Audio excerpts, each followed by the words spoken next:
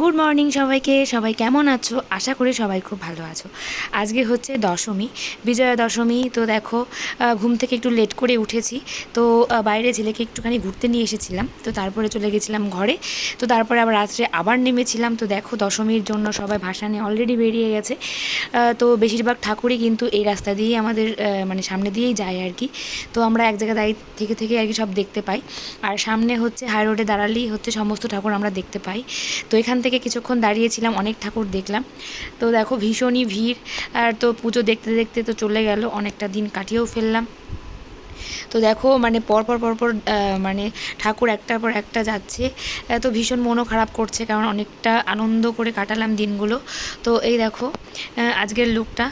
তো ছেলেকে ঘুম পাড়িয়ে এসেছি, কারণ সারাদিন একদমই ঘুমাইনি। তো সেই কারণে তো আমরা সবাই রেডি হয়ে এখানে দাঁড়িয়ে দাঁড়িয়ে ঠাকুর দেখছিলাম। আর একটু পরে যাব হচ্ছে হাই রোডে।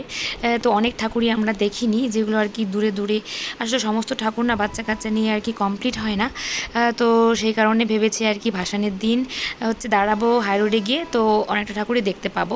তো এই দেখো, আমি তো মানে আমরা সবাই মিলে আলোচনা করছিলাম যে এত লম্বা লম্বা পা নিয়ে কী করে ব্যালেন্স রাখছে আর কি। তো ওনাদের হয়তো অভ্যেস হয়ে গেছে। তো ওনাদের অভ্যেস হয়ে গেছে হয়তো। তো এই জন্যই আর কি দেখো কোনো রকম মানে আপ ডাউন করছে না, নড়াচড়া করছে না, একদম সুন্দর হেঁটে যাচ্ছে নর্মাল মানুষদের মতো। তো উনি কিন্তু মানে ওনারা কিন্তু হাই রোড দিয়েও হেঁটেছে। আমরা যখন হাই রোডে ছিলাম তখনও দেখেছি পুরোটা ভাসানের সময় ওনারা ওভাবেই হেঁটেছে। তো দেখতেই পাচ্ছ, এই কিছুক্ষণ বাদেই হচ্ছে আমরা হাই রোডে চলে এসেছি। তো দেখো আমরা একটার পর একটা ঠাকুর কিন্তু পরপর যাচ্ছে। আর এত পরিমাণ ভিড় যে কী বলবো। পরিবেশ কিন্তু এমনি ফাঁকা টাইমে মানে ফাঁকা জায়গাতে কিন্তু একটু ওয়েদারটা বেশ ভালো, ঠান্ডা ঠান্ডা। বাট এখানে এত পরিমাণ ভিড় যে গরমে আমরা মানে আমাদের অবস্থা খারাপ হয়ে যাচ্ছিলো। তো কিছুক্ষণ থেকে আমরা আবার রিটার্ন করেছি বাড়িতে। তো চলো। তো গুড মর্নিং। তো আমাদের গতকাল হচ্ছে আমাদের ভাসান হয়নি, তো আমাদের আজকে হবে। তো সেই কারণে সবাই দেখো আমাদের বরণ করা কমপ্লিট হয়ে গেছে, সবাই আমরা সিঁদুর খেলাও আমাদের কমপ্লিট। আসলে আমাদের ঠাকুরটা ভাসান হবে একটু দূরে গিয়ে। তো যারা যারা যাবে তারা তারা আর কি রেডি হয়ে এসছে। তো আমরা যাব না, আমার ছেলে যেহেতু ছোট, তো সেজন্য আমি ঘরে চলে যাব।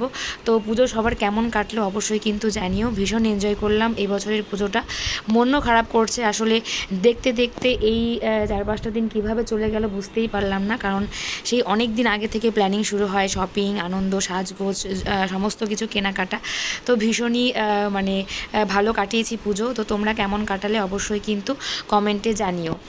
আর কে কে হচ্ছে পুজোতে বরণ করেছো ঠাকুরকে অবশ্যই বলো। আমি তো হয় না যে প্রত্যেক বছর করা হয়, বাট এরকমভাবে ভিডিও করা হয় না।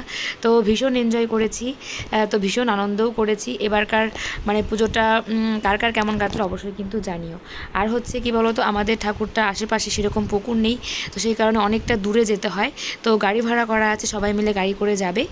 তো আমার ননদরা সবাই যাবে, বাট আমি যেতে পারবো না। তো ছেলে যখন বড় হবে তখন যাব।